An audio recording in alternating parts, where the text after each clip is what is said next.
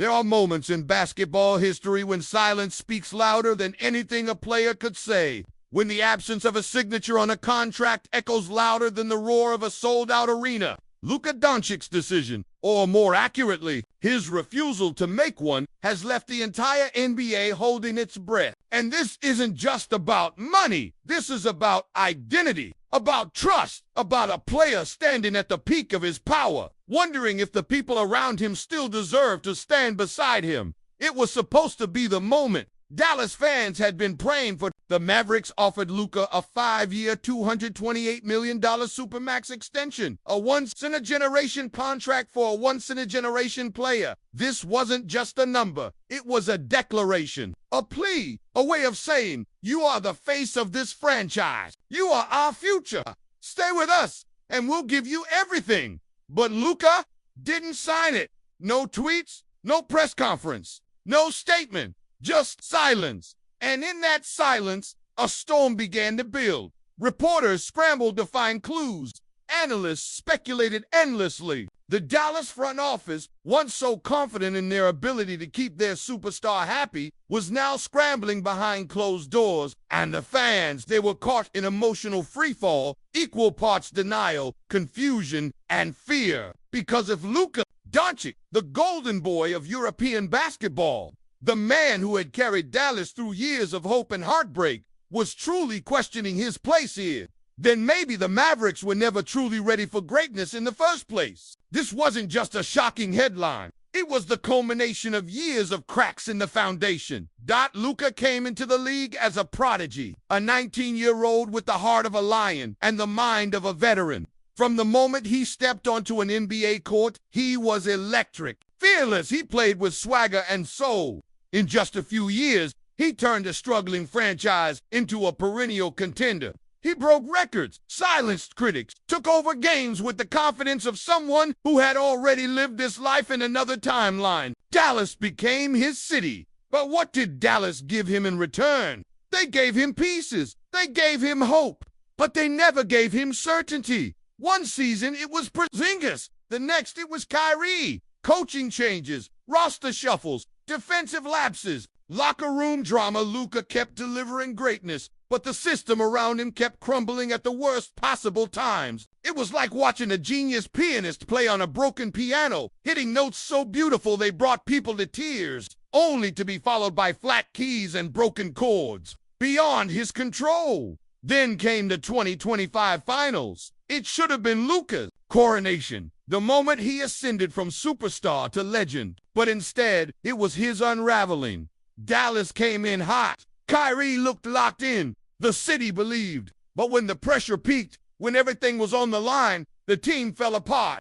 Rotations didn't make sense. Defensive schemes collapsed. And Luka, he played his heart out. Yes, but for the first time, fans saw something new in his eyes. Not frustration, not anger, resignation. He looked tired. Tired of being the savior. Tired of carrying teammates who couldn't match his fire. Tired of waiting for an organization that promised everything and delivered just enough to keep him believing. After Game 5, when the series slipped away in the cruelest fashion, Luka sat at the podium, staring blankly into space. His voice was calm, too calm, almost cold. Greater than sometimes, he said quietly. It's not about how much you give. It's about how much you get back. Those words should have set off alarms across the league.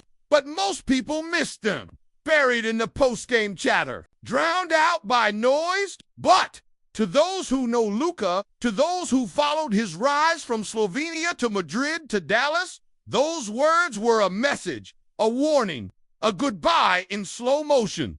And so, when the Mavericks slid that $228 million contract across the table, fully expecting a quick yes, they didn't realize something had already shifted. Luka wasn't just waiting for money, he was waiting for proof that this team had what it takes, that this city would build him a dynasty, that this wasn't going to be another story of a once-in-a-lifetime talent buried under mediocrity. But the proof never came. And Luka never signed. Instead, he did something more terrifying than rejecting the offer. He ignored it. Let it sit there. Let the world wonder. Let his silence fuel the fire.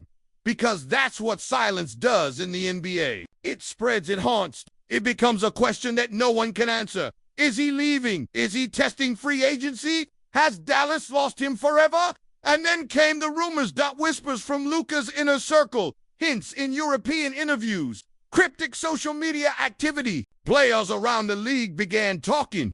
Front offices started clearing cap space. Contenders quietly called Luka's agent just to check in. Because now, for the first time in years, the unthinkable felt possible. Luka Dončić might be available. Not today, not tomorrow, but soon.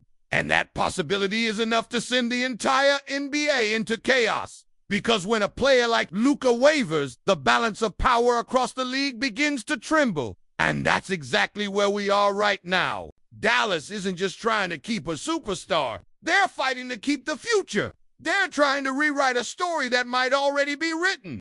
One in which Luka Dončić, their icon, their hope, their heartbeat, walks away not out of greed or ego, but out of a quiet growing belief that maybe he was never meant to finish this story here in the first place. But if he leaves, where does he go? And more importantly, what does that mean for the league? That's what we'll explore in Chapter 2. If Luka Dončić truly walks away from Dallas, it won't just be the biggest free agency move since LeBron's decision. It might reshape the power structure of the entire NBA. This isn't just about a player switching teams. This is about a generational cornerstone shifting the gravitational center of the league. Luka isn't just good, he's mythic. A player with the rare ability to turn any team into a contender overnight. So now, as the silence from Dallas grows colder, the basketball world begins to ask the only question that matters. If not the Mavericks, then who? Whispers have already begun. 3 teams are quietly circling, each offering not just a max contract, but a promise, a vision, a legacy. And Luka is listening. Let's start with the team that's always in the shadows of every superstar's imagination. The Los Angeles Lakers. The bright lights, the banners, the ghosts of Kobe and Magic. LeBron's torch is flickering, and life is hungry for its next king. Luka in purple and gold. It writes itself. The marketing, the movie deals, the MVP chants in a sold-out Crypto.com arena, and most importantly, Anthony Davis still in his prime, ready to take on the dirty work while Luka runs the show. It would be flashy, yes, but it would also be fearsome. Luka and AD in the West. That's a dynasty blueprint. But there's a darker horse, a team that's been building quietly, patiently, dangerously. The New York Knicks, once mocked, now reborn. Jalen Brunson has become their engine, and fans are already dreaming of a reunion between the former Maverick backcourt. Madison Square Garden is the mecca for a reason, and Luka's gritty, no-fear style would turn him into an instant New York legend. Imagine a team with Luka, Brunson, Randall, and a swarm of gritty defenders coached by Tom Thibodeau. Defense, toughness, stardom, and the East suddenly wide open. Luka would own it. Then there's the Boston Celtics. Not because they need Luka, but because they're obsessed with legacy. Jason Tatum is elite, but the Celtics have always been about duos. Russell and Cousy, Bird and McHale, Pierce and Garnett, Tatum and Luka. That's frightening. Luka's IQ combined with Tatum's versatility, almost unfair. And for Luka, it would be a chance to etch his name into the same stone where legends carve theirs. Imagine raising banner 19 not in Dallas, but in the TD Garden, where every basket echoes with the footsteps of immortals. But beyond the headlines and hypotheticals, there's a deeper question. Why would Luka leave it all? Because sometimes it's not about teammates. It's not even about money. It's about energy. God sources close to Luka say, the thing that's haunted him most this season wasn't the finals loss. It was the loneliness. The feeling that no matter how many points he scored, how many clutch moments he created, how many times he poured his soul onto the floor, no one around him could truly match that fire. Kyrie Irving is brilliant, yes, but inconsistent. The Mavericks front office has made big moves, but most felt reactive, not visionary. And Luka, he's a visionary. He doesn't want to just win games. He wants to craft a legacy that stands with the greats. The problem is, he's beginning to suspect that Dallas might only be good enough to get him remembered, not immortalized. And for a player like Luka, who's been winning trophies since he was a teenager in Europe, just remembered is not enough. This is about legacy. This is about how a 26-year-old phenom looks at his career, looks at the mirror, and asks, if I stay, will I become Dirk, ... or Dame? Because Dirk Nowitzki stayed. He waited. He believed. And after years of frustration, he delivered Dallas a ring for the ages. But Damian Lillard also stayed, also believed.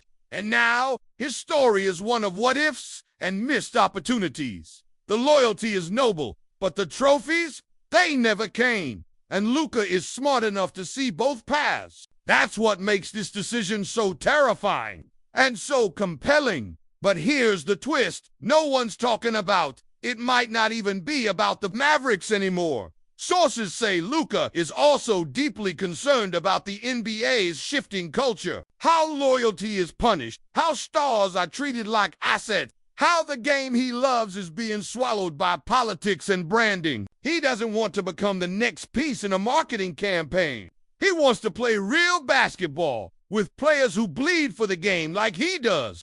And if he doesn't see that in Dallas or anywhere, he might choose a path that stuns. Everyone thought he might leave the NBA entirely. Sound crazy? Maybe. But remember, Luka didn't grow up idolizing American basketball. He grew up playing in Europe in war zones, in pressure cookers. He's said before that he could see himself ending his career early. If the league becomes too toxic, too commercial, too soulless, don't be shocked if Luka returns to Real Madrid, to Slovenia, to wherever the game still feels like poetry. Because for Luka Dončić, the decision to leave Dallas is bigger than just a team change.